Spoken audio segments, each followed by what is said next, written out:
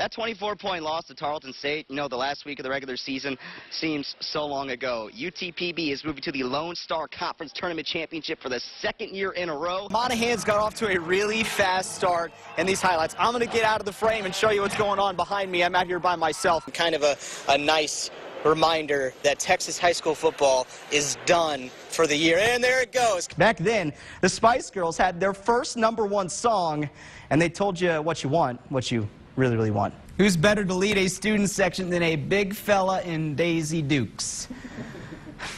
That's Jacob Granado. He's a former Midland High Bulldog and a defensive tackle for the Falcon football team, and he likes short shorts. 4 brothers, all college athletes with enough newspaper clippings to fill a room, but one story sticks out above the rest. Now, before we get too ahead of ourselves, just know that we skipped a few chapters. It's time to go back to high school. In France, everybody knows it's Olé, but in America or whenever I'm going to another country, everybody call me Hole. Get it? So what is the first thing you're going to do after winning state championship? How am I supposed to follow that one up? And after all that, they were not going back to Hooters. That was a bad decision.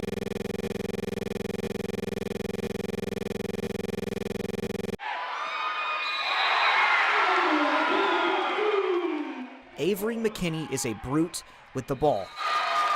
After the district title and the playoff win, the cheers, the buckets, and when the clock runs out, McKinney makes magic with the mic. What so proudly we hailed at the twilight. We had just finished our game and the varsity was about to play, and the track broke, and so they were all like frazzled about what they were going to do, and all my friends were like, Avery, go do it. And I was like, no, I'm a freshman, like that's crazy. And so I went up there and I said, I'll do it. And they were like, are you sure? And I was like, I guess so. And so I just did it, and I've been doing it ever since. And the rockets red glare, the bombs bursting. I know one time the mic didn't work, and people were all like, oh, the mic, and we were like, she doesn't need the mic. Let her go. You might see Dad on the sidelines, making a highlight video, Mom in the stands, and you'll find her brother Evan nearby. When he was younger, he had to come to the games with like big shooting headphones, like big headphones. Evan McKinney has autism. The noise used to bother him, but now he's happy to hear his sister bring down the house.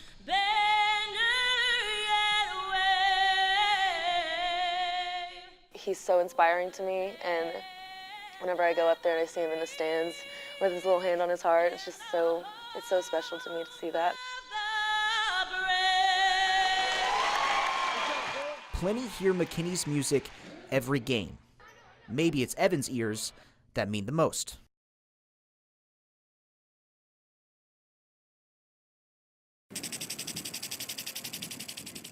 Kindergarten is when I really started noticing, being around all the other kids, and you know, they would stare at me some, but wasn't really a big deal. But I finally noticed that, oh wow, I don't have hands. There are a couple of things I can't do, like tie my shoes or my pants or whatever, but nothing major. It's just a sort of never give up mentality, and I've got a lot of great guys surrounding me, and you know, they encourage me all the time, and they just make it easy. I try to use my shoulders a lot more. I get down a little lower than what most people would to try to make up for that, you know, get up under their shoulder pads instead of grabbing at it. It definitely is an awesome feeling, but it's not really anything special, in my opinion, being out here and doing it.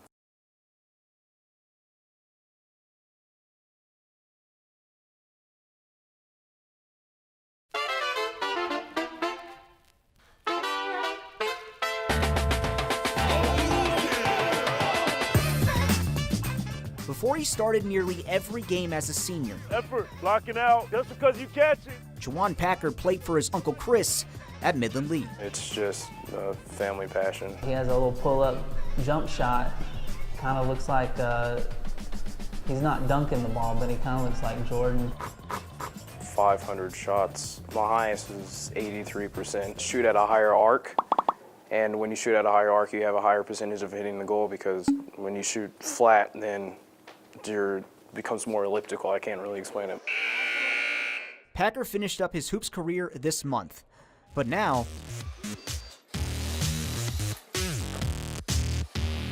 Called the Robo Junkies. he's just getting started. I've seen BattleBot so many times. Packer is at his best in this arena. It's definitely mid-range. It's not a three-point shooter like some teams. Just so you know, this is more than a game. Each robot costs around $10,000, and it's competitive. We're in an arena. There's a couple balls flying around. The objective is to get the ball in the hoop. This is a lot like basketball. This piece right here will suck the ball in. There are plenty of rules. 2 teams. The last 30 seconds is called end game. Take your shot and put up the points. While the basketball team battles for best in the district, he's fighting to be the best in the world. Yes, sir. I won. Yes, sir. I have a trophy at home. Packers packed his bags for the World Championships twice already, and he was one of 5 people his age and division to win a world title last year. Faster, because before this thing lifts up in about 5 seconds. I've been wanting to go there since I was 10. MIT is not something that gets thrown out very regularly. An 18-year-old from West Texas has his sights set on Boston. He's in the admissions process with the Massachusetts Institute of Technology, far away from his father, Gleno. My parents were separated when I was a young age. Seeing a smile on his face, it just really puts a good spot in my heart. I like that feeling. A Midland man and his machines, hoping to leave a lasting legacy along the way.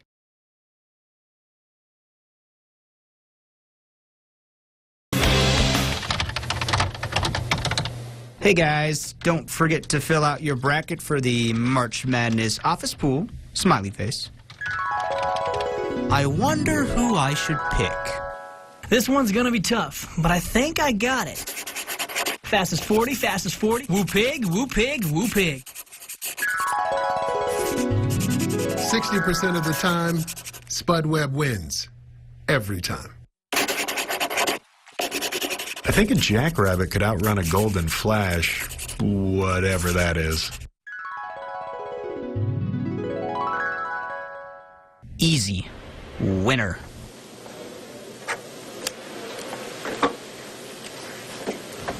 Fill out those brackets. We made our picks. Now you make yours, but let's get one thing straight.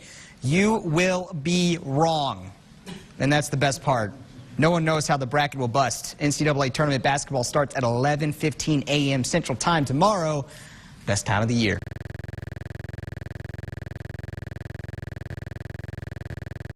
Your local 2 sports. Falcons up, baby, Falcons up! What's up, baby, Falcons up, Falcons up, number one. It could be the return you've been waiting for. We live in a world full of body-shaming protein powders and vitamin-packed juicy juice. And in that world, you also have the Big Nasty. He's putting himself out there by putting on the Daisy Dukes. Jacob Granado, don't ever change. You're perfect. You get a look at the Big Nasty tomorrow night at UTPB at the basketball game. He runs the show for the student section, and we might have a mega matchup going down in Odessa. Number 18, UTPB, will play number 8, West Texas A&M, in a game between the top 2 ranked teams in the conference. That one's 7:30 p.m. at the Falcon Dome. These kind of games, your best players need to play good. And if our best players play good, we're going to be fine. If they don't, then it's going to be a struggle. But these kind of games, when they're going to be right down to the edge. It's going to be one possession game, and then at the end of it in March, you're going to look at it. The conference champion's going to win it by 1 game. I'm expecting it to be really, really, really live in here. Hopefully, like the Tarleton game last year, man, we just want it to be a packed house so we can feel that energy from the crowd and get this thing going, man. They're going to come in, they're going to try to beat us. They're going to try to come in and take what we got. And we're not going to allow that, because one thing about us, y'all know, the bigger the game, the bigger we're going to step up. So, we're not afraid of any challenge. We're ready for everything, and I promise you, on that day, we will be ready. Now, West Texas A&M is undefeated in the early season. The Buffaloes like to shoot the 3-ball, and they have preseason All-American David Shavlovich. He's the leading scorer in school history, and they know all about the Falcons after last year's championship run. We've got a pretty good team too, but they're a heck of a team. They were preseason favorites. They were top 10 nationally. They've got one loss on the year. Last 17 games down there, they've won 16 of their last 17 games. So it's something that we're going to have to play really well to be in the game, and then hopefully we can pull it out at the end. When you watch your daughter, you know, your kids, and they do something special, and they know that they have a great memory, well, these guys have created a lot of great memories. I think they made me 10 years younger. The only thing I'm going to regret is we don't get to practice Monday.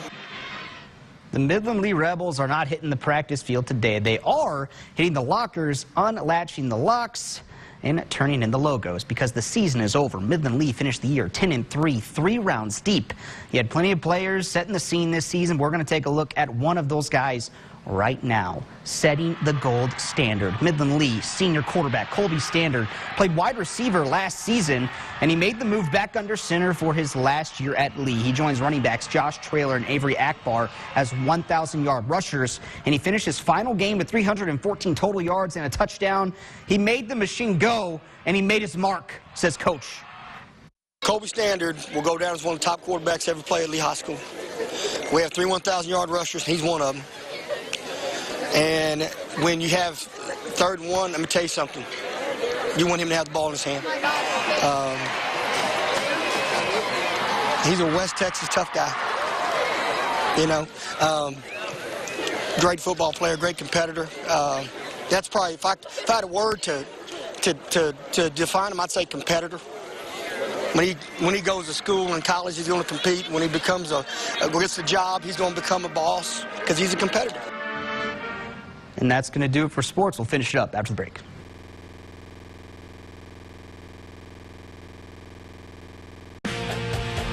We're going to change our pace a little bit. Finding the light in a dark time. Now, we're going to take this time to talk about a family going through some tragedy. If you followed Midland Lee, you know the Nunez family. Taylor is a senior playing for Texas Tech. Caleb is at Air Force, and Isaiah is a senior right now at Midland Lee, and they have another little brother on his way to play for the Rebels. Now, the Nunez boys recently lost their father, Domingo Nunez, who suddenly passed away from a surprise bout with cancer this week. Soon after, Thursday night, Isaiah Nunez suited up with his brothers, the Midland Lee football team. The funeral is tomorrow. We send our condolences, thoughts, and prayers to the Nunez family. It's a pleasure to talk about the boys' athletics accomplishments on this show week in, week out. Midland Lee took on Lubbock Monterey Thursday night up there at Lowry Fields.